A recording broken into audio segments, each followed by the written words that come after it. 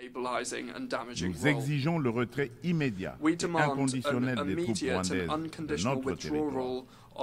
Bien que les récentes initiatives diplomatiques telles que les pourparlers de Rwanda soient encourageantes, elles ne doivent aucunement challenges such as displacement of population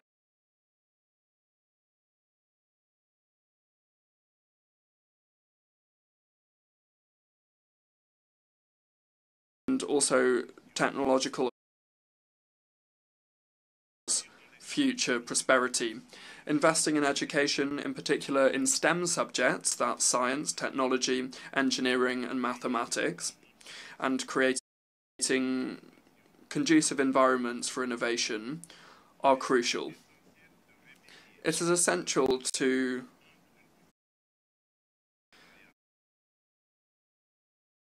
for Africa, youth is a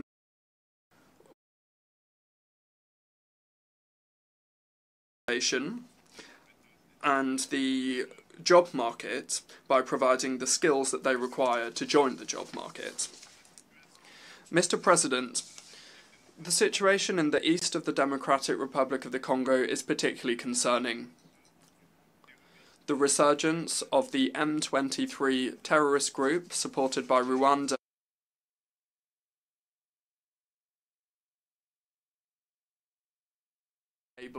and damaging Nous exigeons le retrait immédiat et inconditionnel des troupes rwandaises de notre territoire.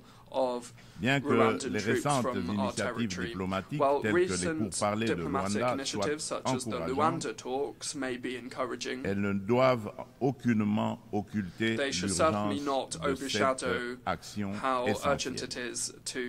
La République démocratique du Congo s'engage activement à établir une paix durable dans l'est du pays et à promouvoir le développement économique ainsi que le bien-être social des communautés meurtries par ce conflit armé. Elle ne ferme cependant pas la porte à toute opportunité qui l'amènera à cette paix tout en n'aliénant pas sa souveraineté, encore moins son intégrité territoriale. Dans cette optique, elle est résolument engagée dans la mise en œuvre de la feuille de route adoptée dans le cadre du processus de Luanda, que je soutiens fermement, qui promeut un dialogue de haut niveau visant à restaurer la confiance entre la République démocratique du Congo et le Rwanda, tout en minimisant le risque de crise sécuritaire actuelle, que la crise sécuritaire actuelle ne dégénère en conflit régional. En outre, mon pays demeure ouvert à toute autre initiative de nos partenaires qui concourrait à l'atteinte de cet objectif noble de paix. La République démocratique du Congo réaffirme sa ferme volonté de garantir une paix durable. Sous mon impulsion, nous sommes résolus à poursuivre la mise en œuvre du programme de désarmement, démobilisation, relèvement communautaire et stabilisation, le PDDRCS en sigle, clé de notre stratégie nationale pour désarmer, démobiliser et réintégrer les combattants en leur offrant des perspectives économiques viables et durables, tout en stabilisant les zones touchées par les conflits, en assurant une transition post-MONUSCO. Nous priorisons essentiellement le rapatriement des combattants étrangers. Le PDDRCS est un levier crucial pour la paix en République démocratique du Congo et j'invite nos partenaires et amis à le soutenir. Par ailleurs, des milliers de victimes du génocide pour des gains économiques en République démocratique du Congo, en abrégé Génocost, continue de subir les conséquences dévastatrices d'un passé marqué par la violence et l'impunité. Reconnaître et traiter les effets de cette stratégie est crucial pour favoriser le rétablissement et la reconstruction des communautés touchées. Au-delà de l'aide humanitaire immédiate, une approche à long terme, centrée sur la justice, la réconciliation et le développement durable est essentielle pour permettre aux victimes de se reconstruire et de retrouver une vie digne. C'est pourquoi le gouvernement de la République démocratique du Congo a décidé d'institutionnaliser la journée du 2 août, journée du Génocauste, dédiée aux victimes des crimes odieux perpétrés par des rebelles soutenus par des multinationales et des États de la région. Cette journée incarne une communion nationale permettant de confronter un passé douloureux pour aller de l'avant. Elle est essentielle pour renforcer la conscience historique de notre pays et affirmer la détermination de la nation à prévenir la répétition de tels barbages. Monsieur le Président, le terrorisme constitue une menace sérieuse pour la paix et la sécurité internationale, touchant toutes les régions du monde. Après avoir sévi en Asie, en Europe occidentale et en Amérique du Nord, ce fléau semble désormais s'enraciner en Afrique. En tant que membre de la coalition mondiale contre l'État islamique, la République démocratique du Congo exhorte les Nations unies à intensifier leurs actions pour mettre en œuvre les recommandations de cette organisation, notamment dans le cadre du processus d'Aqaba. Le terrorisme qui sévit dans l'est de notre pays est étroitement lié au pillage et à l'exploitation illégale de nos ressources naturelles. Ces activités criminelles alimentent l'insécurité et financent les groupes armés, exacerbant les conflits dans la région des Grands Lacs.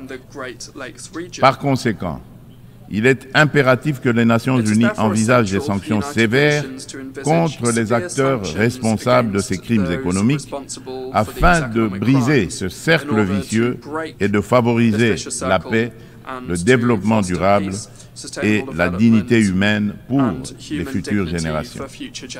Monsieur le Président, selon le dernier rapport d'examen national volontaire des objectifs de développement durable, la République démocratique du Congo a réalisé des avancées significatives vers plusieurs cibles des ODD grâce à des réformes et interventions majeures.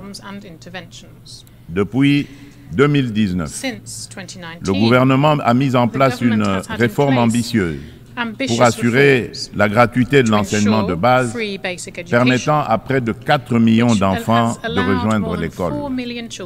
En outre, plusieurs mesures ont été prises pour renforcer la protection sociale, introduire la couverture sanitaire universelle et promouvoir l'égalité des sexes, ainsi que pour favoriser le développement des infrastructures et une industrialisation rapide à travers notamment la création des zones économiques spéciales. Malgré ces progrès, le rapport mondial sur les objectifs de développement durable souligne qu'au rythme actuel, la République démocratique du Congo ne pourra pas atteindre les ODD d'ici 2030 en raison des inégalités et de la vulnérabilité persistante exacerbée par des conflits armés. Face à ce défi, une feuille de route comprenant des actions, interventions et réformes spécifiques a été élaborée afin d'accélérer les progrès et de répondre aux enjeux de l'agenda 2030 avec déjà certaines mesures mises en œuvre pour que la République démocratique du Congo soit en adéquation avec les ODD en 2030. Pour cela, la République démocratique du Congo nécessite des investissements annuels de 32 milliards $. Il est donc indispensable de renforcer les partenariats pour des investissements durables et de promouvoir la paix afin de permettre un développement socio-économique stable.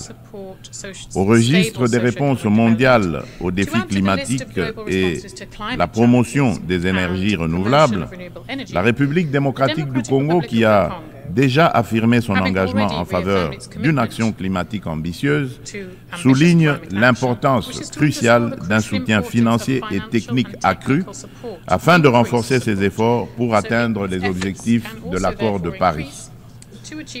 Riche en biodiversité et en ressources naturelles, la République démocratique du Congo se positionne comme un acteur clé dans la lutte contre le changement climatique.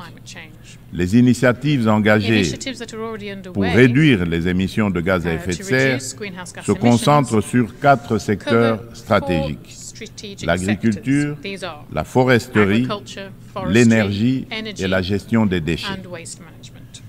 Des réformes structurelles sont actuellement mises en place pour inverser la déforestation et améliorer l'accès à une énergie propre, témoignant ainsi de l'engagement déterminé du gouvernement en faveur de la préservation des ressources naturelles et de la transition écologique. Concernant la valorisation des forêts tropicales, un tournant majeur a été franchi à Bali en novembre 2022, en Indonésie, avec l'adoption de la déclaration conjointe sur la coopération autour de la forêt tropicale et l'action climatique signée par le Brésil, l'Indonésie et la République démocratique du Congo. Cette avancée témoigne d'une volonté politique collective d'utiliser les forêts comme levier pour un développement durable.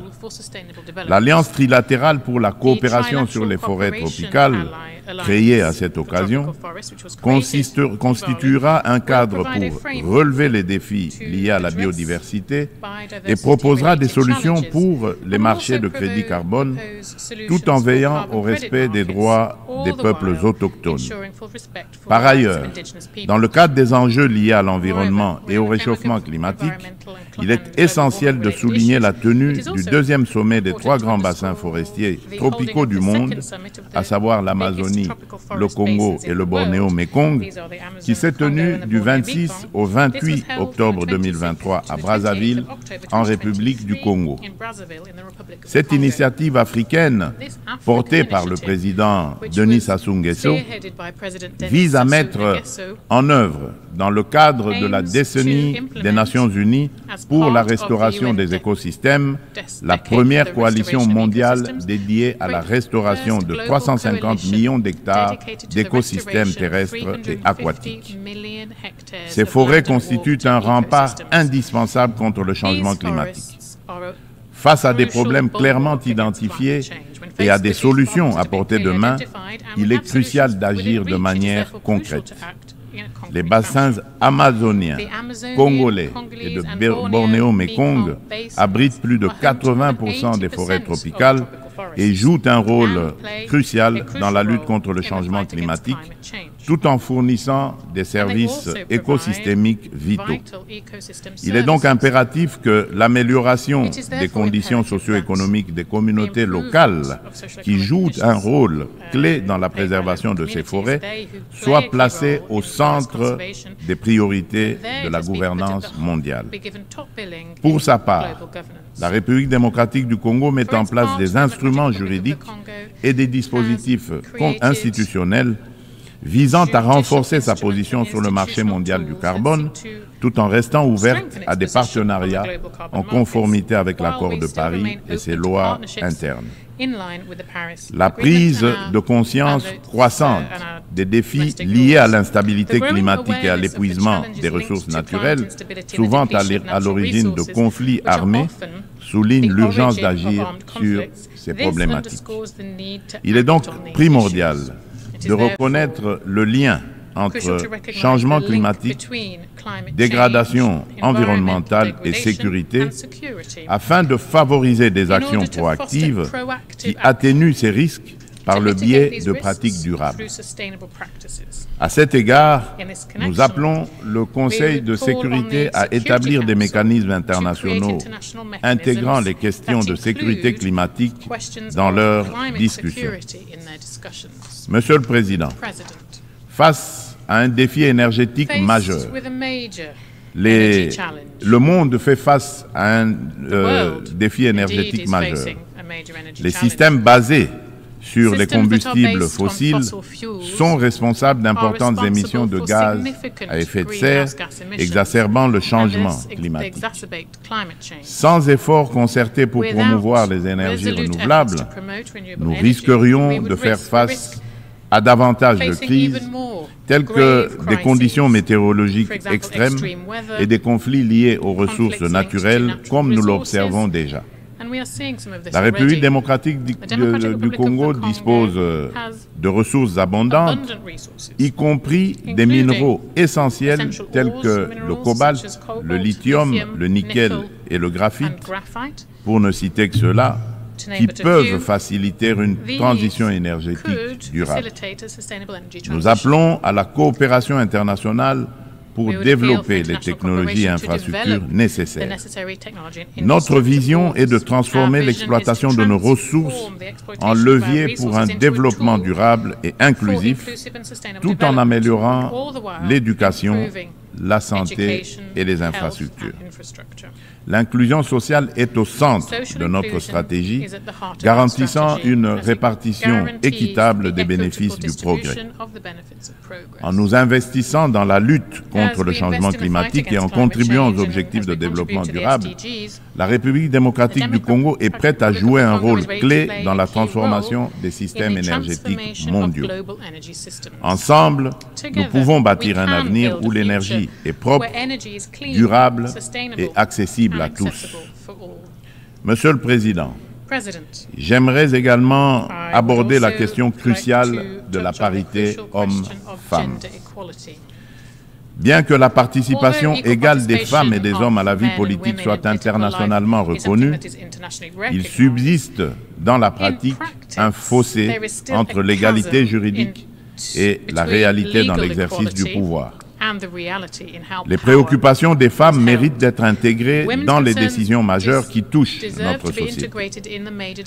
En République démocratique du Congo, nous sommes déterminés à changer les mentalités pour surmonter les barrières sociétales qui freinent l'épanouissement des femmes. Il est essentiel d'impliquer les hommes dans ce processus afin de transformer la dynamique sociale et de valoriser leur rôle dans le succès des femmes. Au niveau national, la Constitution congolaise consacre la parité. Aussi, le gouvernement a mis en place une stratégie de lutte contre les violences basées sur le genre, axée sur la prévention, la protection et la réparation des victimes. Cette stratégie se traduit par le Fonds national de réparation pour les victimes des violences sexuelles liées au conflit et de crimes contre la paix et la sécurité de l'humanité, en abrégé le FONAREV. La législation en cours vise à garantir cette protection.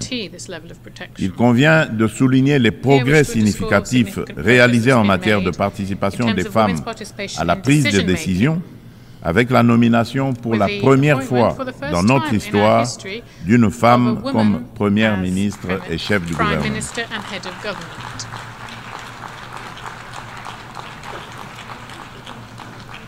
Nous assistons également à une présence accrue de femmes dans les instances gouvernementales ainsi que dans le Parlement et le système judiciaire, illustrée par la nomination de femmes au poste de premier président du Conseil d'État et à la tête de la Banque centrale du Congo.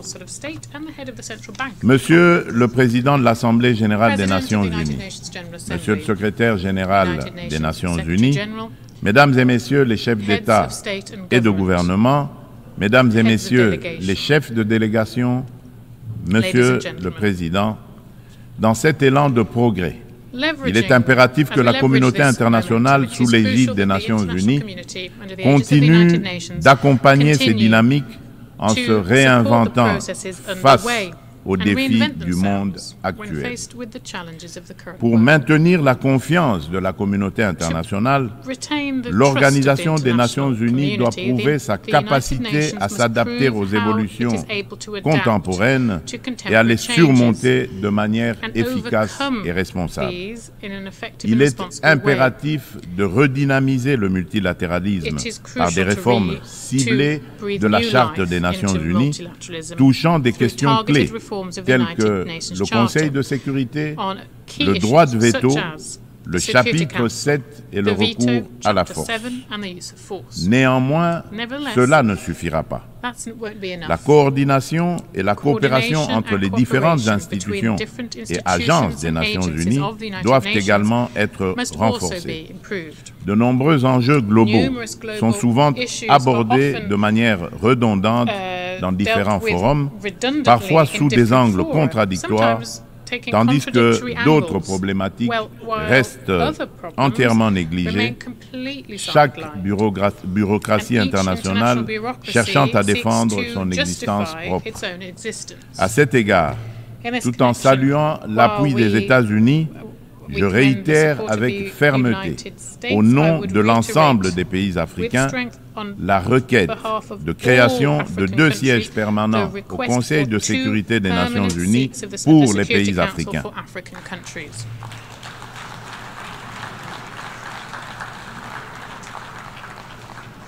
En tant que principal décideur au sein de l'ONU, cet organe doit intégrer des représentants africains parmi ses membres permanents avec toutes les prérogatives leur reconnues, notamment le droit de veto, pour garantir une juste représentation géographique.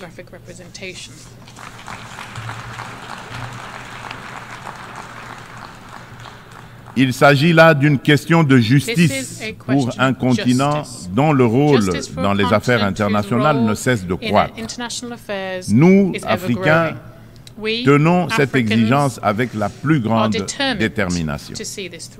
Enfin, je ne saurais conclure sans rappeler qu'après plus de 3 décennies d'absence au Conseil de sécurité, la République démocratique du Congo se porte à nouveau candidate, soutenue par l'Union africaine et par la communauté de développement de l'Afrique australe, la SADC, au poste de membre non permanent pour la période 2026-2027, lors des élections qui se tiendront à New York en juin 2025. La République démocratique du Congo a déjà occupé cette fonction entre 1982 et 1983, 1990 et 1991, période durant lesquelles elle a œuvré pour la promotion de la paix, de la sécurité et de la stabilité en Afrique et dans le monde. Une fois élue, la République démocratique du Congo entend jouer un rôle proactif au sein du Conseil de sécurité, participant à la revitalisation de la Charte des Nations Unies et contribuant de manière constructive aux débats et aux actions qui en découlent. Mon pays sollicite donc le soutien de tous les États membres en vue de son élection. En ces temps où le multilatéralisme est mis à l'épreuve, la République démocratique du Congo réaffirme son engagement indéfectible envers la communauté internationale, prête à assumer avec honneur et responsabilité la mission de forger un avenir où la coopération et la paix prévalent sur le conflit et la division. Nelson Mandela a dit, je cite, « Aucun de nous agissant seul ne peut atteindre le succès. » Fin de citation. Ainsi, nous tendons la main à chacun de vous, partenaires de longue date et nouveaux alliés, pour écrire ensemble ce chapitre crucial de notre histoire collective. Ensemble, faisons de notre monde un lieu où chaque nation, grande ou petite, peut prospérer dans la dignité et dans la sécurité. Je vous remercie.